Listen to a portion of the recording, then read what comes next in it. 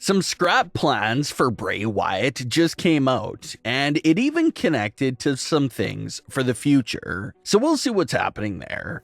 We'll also check out what's new with Bianca Belair, Jade Cargill, and much more. Let's start off with these canceled plans for Bray Wyatt. Before getting sick, Bray Wyatt had just started up a feud with Bobby Lashley. We didn't get to see much of that feud and story unfold on WWE television. It probably went on for a few weeks before being discontinued due to Bray's illness. And at that specific moment of time, no one knew what was really going on with Bray, and there were rumors that Bray and Bobby could still have their match at WrestleMania as a surprise match. But that didn't end up happening because Bray obviously wasn't in any condition to compete. But now, new information is coming out about the scrap plans for Bray Wyatt that no one has ever heard before.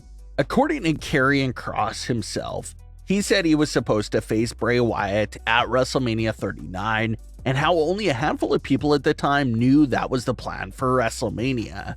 Kross had this to say about those original plans for WrestleMania 39. During an interview with Insight, quote, "We were supposed to work last WrestleMania. Nobody knew that, except for a collection of writers and some people in the office. We were slated to do something. We would talk for hours about how we wanted to get into it, what we wanted to deliver creatively for people, where we thought we both needed to be.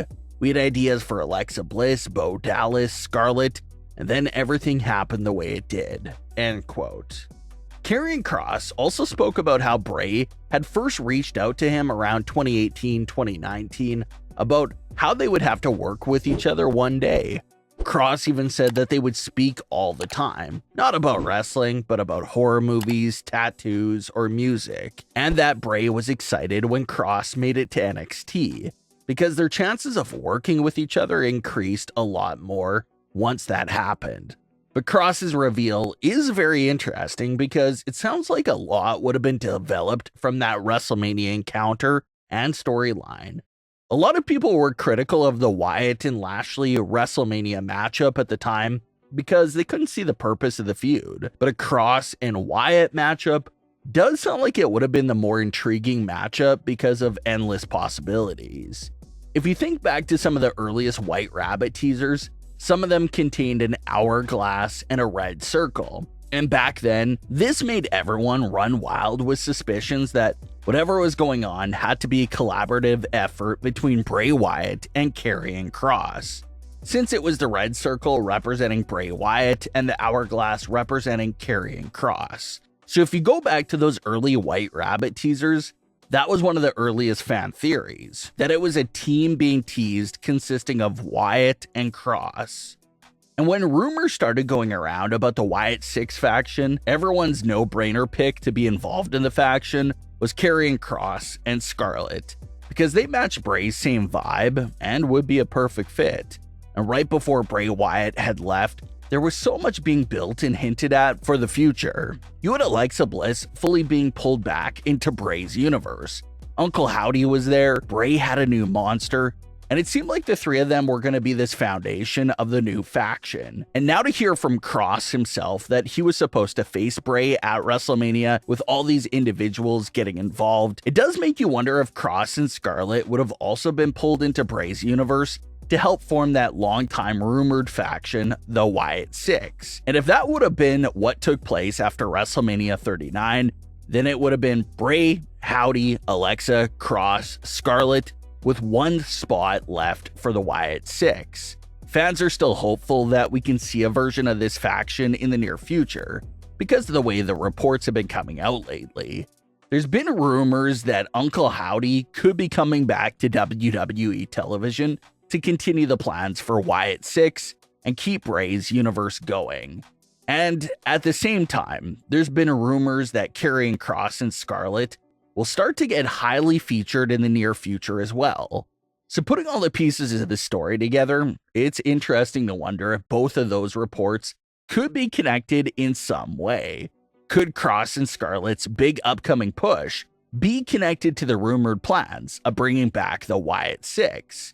If WWE is really going to make the faction happen on Smackdown with Howdy, then Kross and Scarlett still remain as some of the great candidates for that group. They'll just be missing 3 more members to complete the faction. A lot of fans are already looking deep into the future, wondering if Alexa Bliss and Braun Strowman could take some of those spots later in 2024 when they make their returns. So it was a very interesting reveal by Karrion Kross that sounds like it could have really led to something special. Bianca Belair has been missing from Smackdown since August, a few weeks after SummerSlam. It's already been 2 months and Bianca is still nowhere to be seen. And when the news of her hiatus first came out, it was originally reported that she could end up being gone for 3 months at the most. So if that's still the case, then maybe we could expect an early to mid-November return for Bianca Belair. She recently spoke with Rolling Out to speak on her return and what she's been up to. She had this to say, quote, "Hopefully I'll be back on SmackDown sometime soon. In the coming future, we got me and my husband. We have a show coming out, a reality series. So be on the lookout for that. Just a lot of exciting things for the future," end quote. And that's also true. Bianca and Montez Ford have a reality series coming up real soon that a lot of time and effort has been put into. So a lot of her focus is there right now. But she says that she expects to be back soon. There's still no confirmed time frame or date for her return, but judging by the earliest report, November does seem like it would make the most sense. As far as what Bianca Belair could end up doing when she returns, it could be very similar to what we saw in 2022 between Becky Lynch and Damage Control. Bayley and Damage Control took Becky Lynch out backstage in August that year, and Becky returned a few months later to get revenge on Damage Control inside War Games. And so far, Bianca's story seems pretty identical to what they did to Becky in 2022. Bianca was taken out in August and could possibly return in time for Survivor Series to get revenge on Bayley and Damage Control for taking her out after SummerSlam. And the other obvious big fan theory and direction for Bianca could be getting herself involved with what's going on with Bobby Lashley and the Street Profits. Will Montez try to bring Bianca into what's happening there? Will Bianca check it out on her own? Lots of possibilities there as well. So Bianca's return will be very exciting. Reports claim that Jade Cargill was back at the Performance Center this week working on her craft as rumors of her WWE debut continues to swirl.